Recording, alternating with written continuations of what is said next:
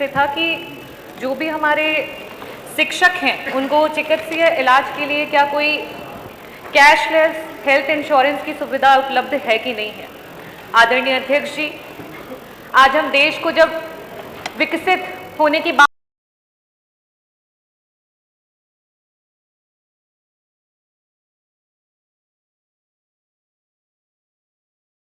करते हैं तो सबसे मजबूत ढांचा हमारे स्कूल हैं, हमारे बच्चे हैं और उनके शिक्षा की गुणवत्ता है। और उनके शिक्षा की गुणवत्ता कब हम सुनिश्चित कर पाएंगे, जब हमारे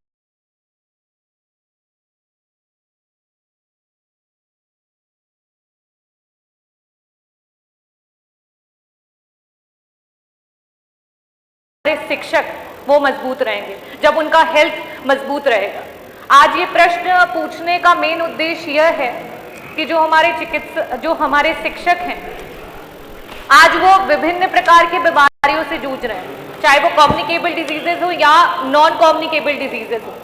तो ऐसी स्थितियों में, जबकि हम जानते हैं कि prevention is better than cure, उन स्थितियों में आपकी सरकार के द्वारा मैं आपसे पूछना चाहूंगी कि पिछले 5 वर्षों में क्या कोई ऐसे स्क्रीनिंग प्रोग्राम्स हेल्थ के द्वारा हमारे शिक्षकों के लिए किए गए हैं जिसमें बढ़ती हुई चाहे वो कैंसर जैसी बीमारियां हो, जिनका कि आंकड़ा यहाँ तक पहुंच रहा है कि आने वाले 5 से 10 सालों में वो 97% तक मोर्टेलिटी रेट चली जाएगी और 47% तक इंक्रीज कर जाएंगे। लेकिन अगर उन्हें अर्ली स्टेजेस में पकड़ लिया जाए तो शायद हम अपने लोगों को बचा सकते हैं। तो सरकार के द्वारा इन गंभीर बीमारियों को समझते हुए कोई भी स्क्रीनिंग प्रोग्राम्स हेल्थ रिलेटेड क्या किए गए हैं, और अगर नहीं किए गए हैं तो इनके बारे में क्या सरकार कोई भी विचार कर रही है।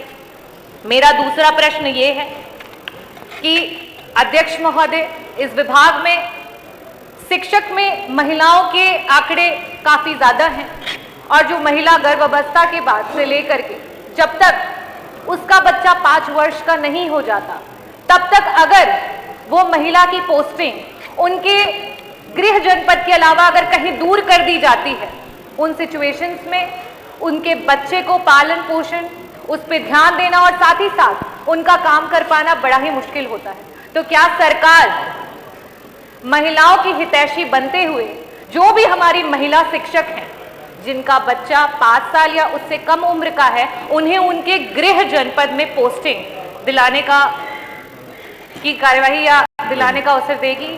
धन्यवाद। माननीय मंत्री जी, माननीय मंत्री जी।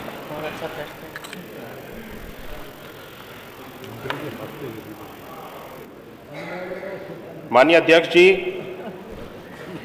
माननीय सदस्य ने प्रश्न किया कि जो हमारे परिषदीय अध्यापक हैं उनके लिए कोई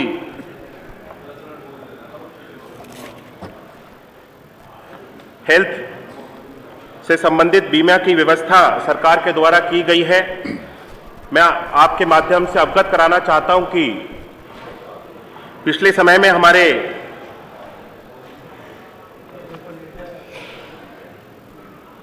जितने भी परिषदीय अध्यापक हैं इनके लिए एक कैशलेस प्रीमियम बेस्ड व्यवस्था को बनाने का हम सब लोगों ने प्रयास किया था, जिस पर सहमति ना बनने के कारण इसको लागू ना किया जा सका। मैं अवगत कराना चाहता हूं कि हमारे परिषदीय कर्मचारी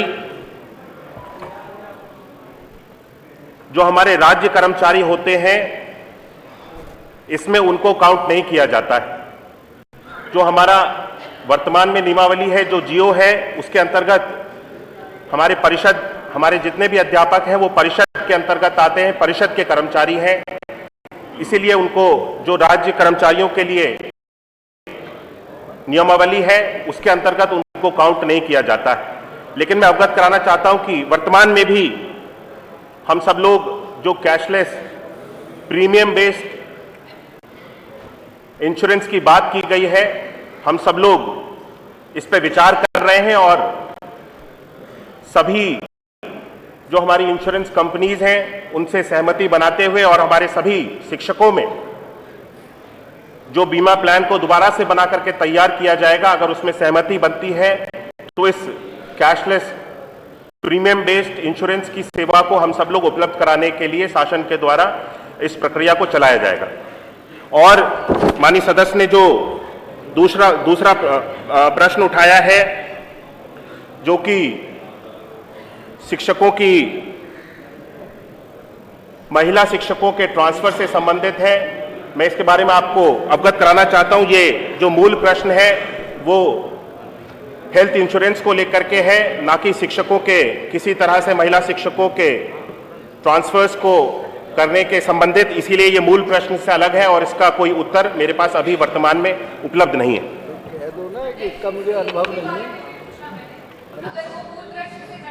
हेल्थ स्क्रीनिंग, क्योंकि ये हेल्थ इंश्योरेंस की बात हो रही है, जब किसी को बीमारी से पहले ही रोक दिया जाए, प्रिवेंशन कर दिया जाए, तो वो बीमारी ही नहीं पड़ेगा। तो क्या इस बारे में सरकार कुछ सोच रही है हमारे शिक्षकों को उनके हेल्थ को मजबूत करने के लिए? क्या कोई भी ऐसे हेल्थ स्क्रीनिंग प्रोग्राम्स किए गए हैं जिसमें अर्ली स्टेज में डिजीज को रोका जा सके? शिक्षकों के लिए कोई हेल्थ स्क्रीनिंग प्रोग्राम किए गए? मोना जी। हमारी सदस्य हैं, उन्होंने